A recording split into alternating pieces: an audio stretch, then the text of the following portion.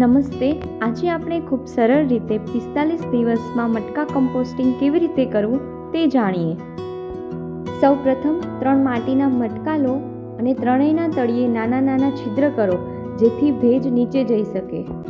હવે ઉપરના મટકામાં સૌથી પહેલાં સૂકા પાંદડા અથવા સૂકી માટી નાખીને તેનું એક લેયર બનાવો.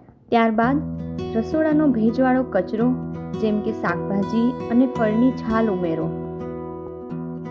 આ કમ્પોસ્ટિંગમાં નારિયેળની છાલ પણ ઉમેરી શકાય છે. હવે તેના પછી ઉપર થોડી માટી અથવા સૂકા પાંદડા નાખો. આ રીતે સૂકો અને ભેજવાળો કચરો લેયર પ્રમાણે નાખતા રહો. વધારે સૂકું લાગે તો થોડો પાણીનો છંટકાવ પણ કરવો.